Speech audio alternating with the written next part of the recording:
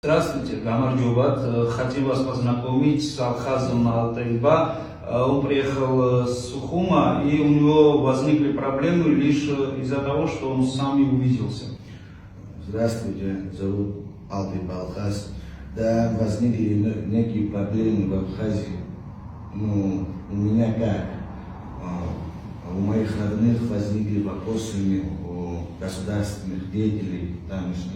Да, почему я снялся с этим человеком на видео? Я не могу понять, почему такое происходит, что я, например, не могу в этой жизни с кем-то увидеться, с кем-то поговорить. Мне человек объективный вопросы задал, я на них ответил.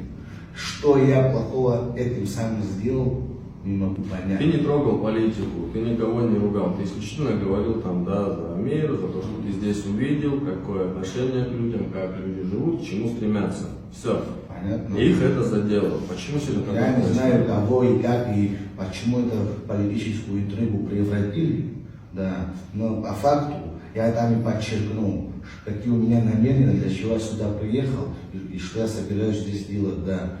На самом деле, я не лезу в политику ни Сухума, ни Тбилиси, ни Америки, ни России, ни в какую политику не лезу, да. И прошу не превращать это в политику. Это сегодняшняя съемка, это лично моя инициатива, исходя из такого резонанса того видео, да, чтобы народ понял, что у меня нет политического характера.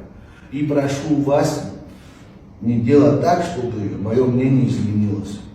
Где война, где умирают дети, где умирают невинные, кто вообще за войну, я их не понимаю, слушай, понял? Всю историю человечества, войны, кровопролития, неужели, слушай, понял, это нельзя понять, что за мир и благо, где не страдают невинные, война нигде не хорошо, слушай, наоборот, если люди будут налаживать мосты, дружить, общаться, мы все под одним Богом живем, мы под Богом находимся. И на сегодняшний день люди пытаются весь мир разрушить. Короче, к чему это приведет? Потом не будет ни Абхазии, ни Грузии, ни России, ни Америки. Просто планета не выдержит, лопнет в один день. И все. И потом не будет никаких политических интриг. К этому мы и движемся. Я надеюсь, Ансаду Суху, чтобы не заголосил. Спасибо.